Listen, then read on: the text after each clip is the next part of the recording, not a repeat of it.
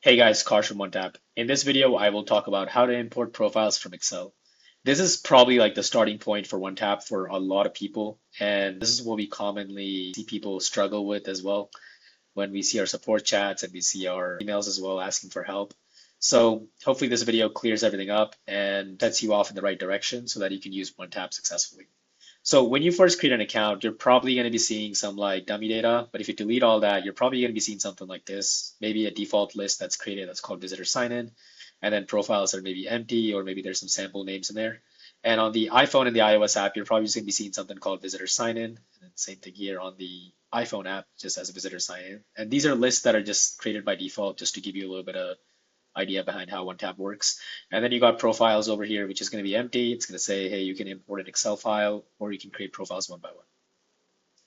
So you can obviously create profiles one by hitting the create profile button and then just typing in a name in there. So like, for example, Bill or something like that. But in this video, we'll specifically talk about how to do imports.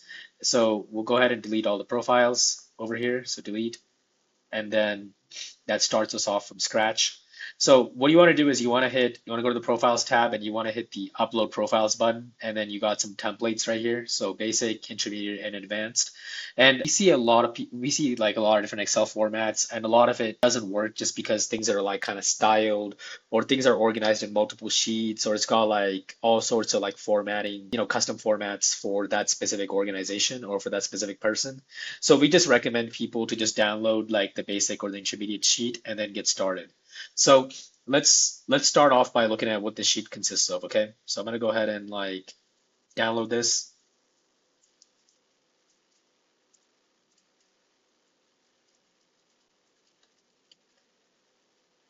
And if I open it up here, what I'm gonna see here is like a bunch of like names, well, 11 to be exact, and email addresses and phone numbers and addresses. Now, when you're doing the import, so let's just go and create like a brand new Excel file from scratch because we can just do everything from scratch. We don't have to use a template right now. So you just need the name column, probably the most important column. Then afterwards, like the other columns right here are going to be optional, such as email address, phone number. All this is optional. By the way, the email address and the phone number may be used to identify duplicates. So if you, for example, if you have people with the same phone number repeating and stuff like that, I wouldn't advise that. If you do, you can probably just get rid of it. You can just kind of opt out to just discard these columns. There are different prompts that come up that will ask you, hey, is this person a duplicate? But for starters, let's just do like a simple upload just with names, okay? So I'm gonna go ahead and like get 10 random names and I'm gonna go ahead and put them on this Excel file. Now, this can also be formatted as first name and last name, and then I believe our system is just going to truncate it. But the format that I just recommend always is just having like, to keep things simple, I just recommend literally just having the name column and then having the names inside there. And then what I also recommend is making sure that, for example, like the name is first name and last name, but you can obviously change this around and you can do last name, comma, first name, however you want to do it, because our system will just take the name column and then like literally just import in exactly like those values. So as an example right here, I'm going to go ahead and save this file. Gone ahead and done that, and then I'm going to go ahead and go over here to the upload profiles button and then do select file. And as soon as you go ahead and select the file, it's going to say import column headers. So it's basically trying to figure out what columns you're using and how you want to map them.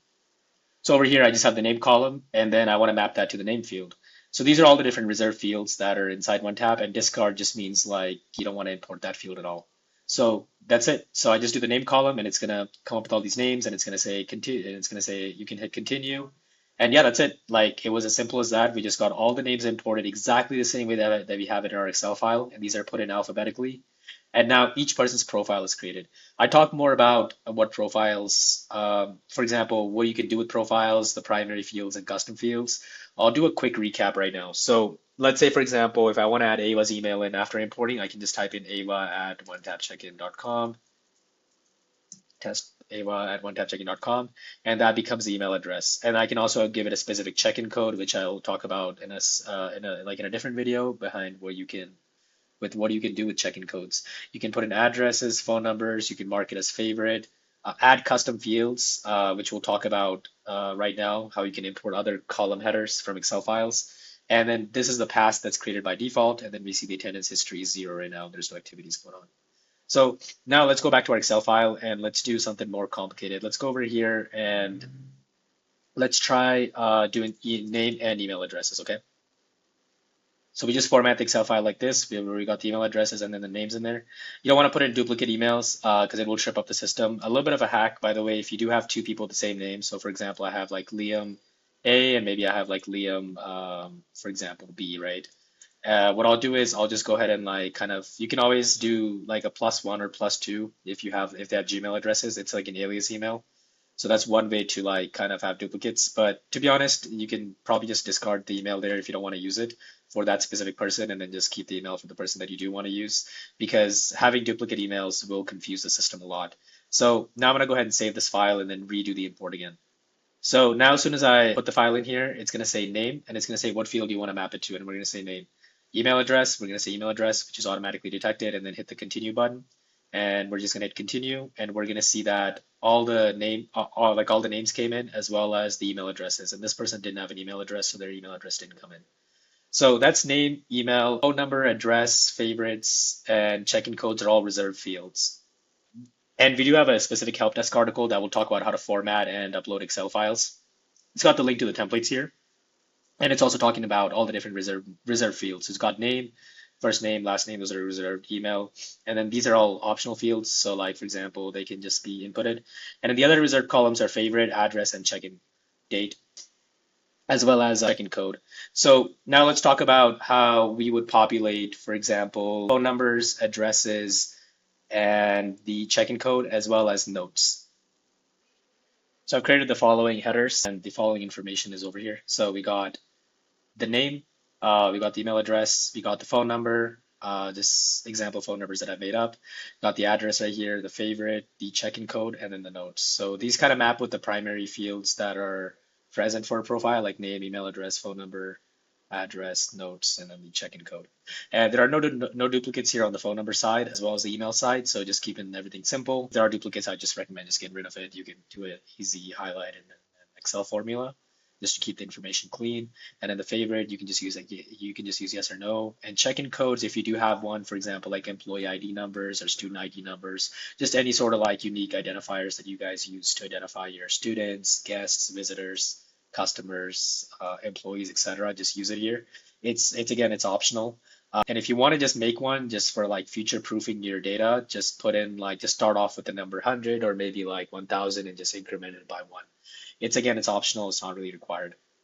So we'll just go ahead and save this file. And then what we'll do is we'll go over here and we'll do the import. We hit the upload profiles button and then we go ahead and select the file. So as soon as you go ahead and select the file, you're going to automatically see the column headers being mapped. So the name is there, email, phone number, address is all there. If anything looks incorrect or you want to map it, for example, if you used a custom field like shipping address, or maybe you used a field like, whatever it's called, you can just map it to address here and notes, and then the favorite here as well. So we got name, email, phone, address, notes, favorite, and then the code is just the check-in code. That's just what it maps to. And then we got favorite there as well, yes or no. And then the barcode is for importing custom barcodes, which we talk about in a specific video. So that's like a whole different video by itself. And if you want to discard any columns, just hit discard, and then it will get rid of that column. So this is what the data is going to look like. I believe all of it looks correct. So I just hit continue. It's going to say processing and then uploaded. And now if we go ahead and map, for example, one of the profiles off of here. So for example, we have Oliver Scott, 7 Connecticut Avenue. We can go ahead and find that and make sure that that is correct. So Oliver Scott, 7 Connecticut Avenue, 106 is the check-in code, which is what it shows up right here. And then note about Oliver is where the note goes, and that's right there. So yeah, pretty simple, pretty easy to import all the primary data and then the primary fields. Now let's talk about how to add custom fields. So let's say, for example, we want to add information about birthdays, right? We just type in age, for example, and let's just say we want to do like, yeah, all the way from 27, 28 through like maybe all the way through 37. We can go ahead and do that right there. So that's going to import the age. And then let's just say, for example, we wanted to do other properties, for example, like emergency contact, right? And maybe let's just say one person's emergency contact is another person on the list. So we can go ahead and do that. And then let's say, for example, we want to import other custom fields. For example, like maybe they're part of a group, right? Maybe they're part of like Team Blue, they're part of like Team Red, Team Green, and what we can do is we can just keep copying this over. So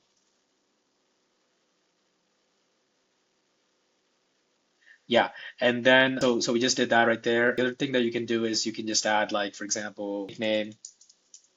There's also another one, and another example is like maybe like group size or something like that, right? That can also be added here too. Yeah, and this is what my final Excel file is looking like. So I'll just go ahead and save it, and then I'm gonna go over here and I'm gonna delete all the profiles and re-import this again.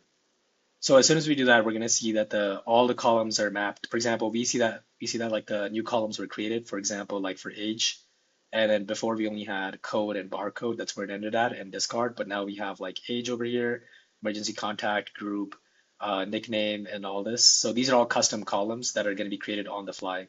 So what's gonna happen is that if you go over here and you go over to the actions and edit custom fields, we're gonna see that all these were created as custom fields now.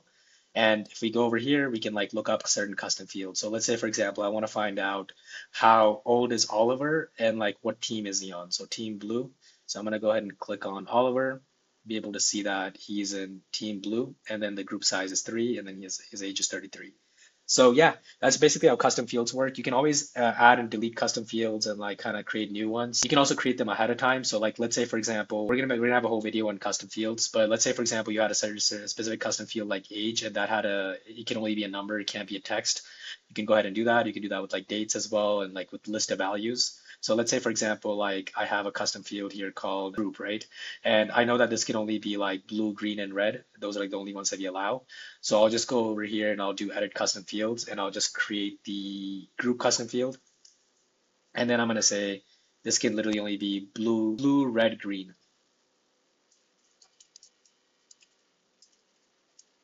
maybe like yellow.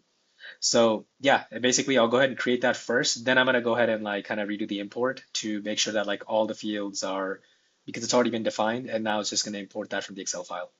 So I just did the import again, and now, for example, if I go into Isabel's profile, right, I can go over here and I can see that the group is typed to only these values, and the value came from the Excel file. Now let's do another example right here where we want to change some data around, right? For example, we already have these people imported, and we want to change some stuff around. So for example, I went over here and I took Lucas and I put in the group yellow, and this is what I've changed. And I also, for example, changed a few other people. Let's just say I want to change this to like green, this person to green. And then what I want to do is I want to change the age of these like these people right here. So I'm going to go ahead and change this person to 30s. Well, that already has one column that's been changed. So let's go ahead and change this to like 25. And the group size here to like maybe 3, right? So these are the changes that I made. So what you want to do is you already have the Excel file and you already have the emails and stuff like that, the phone numbers and everything there. You just want to hit the save button, and then you want to go over here and you want to do the upload profile again. And it's going to come up with the same header. Just make sure that the headers are being mapped correctly. Then afterwards, it's going to print out the value, so we can see that, hey, this person's been changed to yellow. And I believe we also changed this one to green. So it was blue and then it was green. And we see that right there. And then the group size was changed to 3 as well, just what we did right here. And then we also did the age as 25. So we can kind of cross check that over here. And then we hit the import all button. And then what it will do is it will automatically identify the duplicates and then the different profiles that have already been imported, and it's going to match that. So over here we can see that the age for Ethan is supposed to be 25. So that's what we can see right here as well, 25. And then we can also see that the yellow, yeah, over here, this has been changed to yellow. And we can also see that the group size has been changed to 3 for Ethan. Yeah, and so yeah, pretty much that's how like the duplicates work, and that's just how you guys can like keep updating the data on the Excel, like on the profiles database. And the other common question that we get is like, how do I update, for example, we've already imported profiles. How do I update a specific person? So what you can do is you can just create a new Excel sheet right here, and you can just like literally type in the name and the email address, because that's enough to identify that person as being unique. You can change some values on there. So for example, I changed the group size to 1. Let's just say, for example, I want to change the group size to like 5, and then I want to change the emergency contact to like something else. I want to change this to like 7900. What I'll do is I'll just save this. So if I want to update a specific person, I will just save that, and then I'll go ahead and click on the upload profiles again.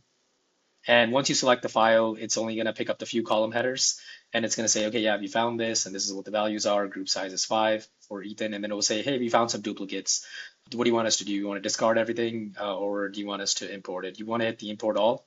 And what that will do is that will just merge that person's information. So if I go ahead and reload the page and go to Ethan, I'll be able to see that the group size is 5 now, and then the value has been changed to 7,900. So that's how you can update specific people based on their email address and based on their name. And you can also, by the way, do this with just with names. So for example, I went over here and I did Liam B and I just changed the group to yellow. And that did update right there as well. So that's also possible just with names. But we do recommend using email addresses just so like our system is a little bit better at identifying those. But if you do get the name exact, you could do it.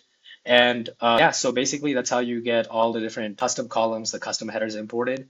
And if you go over to the iOS side, you're going to be able to see the profiles populate as well. So if you do pull to refresh on the iPhone and on the iPad, or if you reopen the app, you're gonna be able to see all that.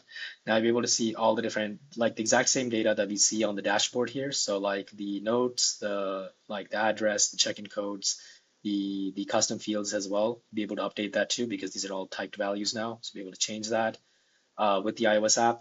And also you can hit the preview field button right here and you'll be able to customize which fields you want to see. So if you don't want to see address, you just want to see name and emails, you can do that and that will show you only the name and the emails here. And the same thing on the iOS app as well.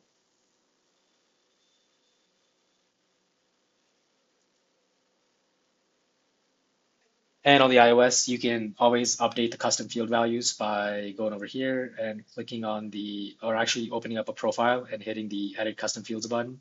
And you can take a look at the custom field. So you can always add a custom field on the fly as well. So for example, like maybe you wanted to keep track of, let's just say, home city, right? What you'll do is you just type in home city and then just hit save. And then the field type is just going to be, for example, like maybe you only have like people coming from certain, or let's just say it's just like a text value so that it can be anything. So just save that. And then afterwards, if you go open up a specific profile, you can always update the values here. So you can just be like, okay, it's Chicago. It's the home city there. And all this data is synced across the dashboard as well as the mobile app. So you can just always like refresh this and you'll be able to see what got saved where. You see that the Chicago home city is saved over here. Yeah, and yeah, that's how you import all the data into OneTap. Now, in the next video, we'll talk more about like how to add people into a list. Basically, once you've saved the profiles that are part of your database, now you can reference people. So you can be like, hey, Noah's coming to the event, and you can add them in on like on the spot, or you can prepare like lists ahead of time for the check-in. And then the profiles, and then keep in mind that like profiles, it aggregates all the records. So I just checked in Noah into the list, so I'll be able to see that right here, that Noah's checked in once, be able to see the entire attendance history right here. And if I click on the attendance button over here as well, you can always favorite people, refresh their information by clicking on this. And then you can, yeah, we went over the custom fields. And then the passes are unique passes that are created for each person as soon as you import them. There's a whole video about how individual passes work. And also keep in mind this, we do integrate with APIs and stuff. So like you can always use third-party forms to bring in this data. And you can always connect this to other applications using Zapier. We do have a Zapier integration available. That's going to be a little bit more of an advanced video on like how you'd be able to maybe use an LMS system or like a registration database or maybe like a custom registration form. Custom registration form is pretty straightforward with Zapier and with Google Forms and with Jaw Forms, but we'll have specific videos on how you can automatically create profiles and also update their information on OneTap using APIs. So if you are a larger organization that would benefit from this, definitely reach out to us and we'll do like a demo call and also talk about how you would specifically be able to get your API keys and sync up your data with OneTap. And I guess the last thing is, for any reason, if you want to verify that the profiles have been imported correctly, you can always go to the list tab over here, do export attendance, and download the profiles report and just do an all-time report. And this is going to download a report where you can like look at all the different fields and all the different profiles. So I just did an export on my account, and this is what I end up seeing. I end up seeing all the different profiles that I've imported, their check-in codes, and the email addresses, the phone numbers, the notes, and then the check-in and check-outs are like how many times they've checked in and checked out. We'll dig more into reports, but for right now, I'm just trying to verify that like the columns are correct, the ones that I've imported. So I see that the age is there, and then now I can also see the emergency contact and then the home city and all that, as well as these are the check-ins across different lists, but we can get rid of that for right now. Just copy these columns, move them over here to autofit column width. And we can always compare this file with the master file, and make sure that the information is correct and everything is up to date on OneTap. Yeah, so let us know what you think about the video. We're gonna put this on our community page. There's gonna be a lot more like I guess edge cases and like a lot of different like variation in people's Excel file like in Excel files and what people and how people style it and what type of data they're trying to import. Definitely do reach out to us. We're definitely happy to help, and we're trying to make the upload functionality more and more advanced so that the system is able to detect all this stuff. But just as a summary, if you do have like issues uploading, I would just create a brand new spreadsheet and just get rid of all the formatting and all the styling and just keep it simple with the name column, the phone, email, and all that is optional, and any other custom columns that you want to import. And yeah, make sure to set up the custom fields ahead of time as well. The custom columns you look to, that you want to import and give it a specific type value, like, hey, I want this to be a date type, or I want this to be a list type. As a quick example right here, one more thing before we close off the video is that let's just say you want to use a date type, because I haven't had a chance to demonstrate this. You can just type in, for example, like last or first visit date. What you can do is you just hit that save button, and then what will happen is this gives you a date picker. So this way you don't have to like type in like text field values. You can have like typed information. For example, I can be like, yeah, Sophia visited, first time she visited was today. So you can keep track of those. You can export all this data to Excel and yeah, basically like browse it inside OneTap. And yeah, this is basically how the iOS app is going to look. And then inside the lists, when you want to add someone to a list, you'll just hit this button right here, be able to see all the different profiles that are on your account, be able to search for names like Sophia and be able to add those people and check them in directly to lists.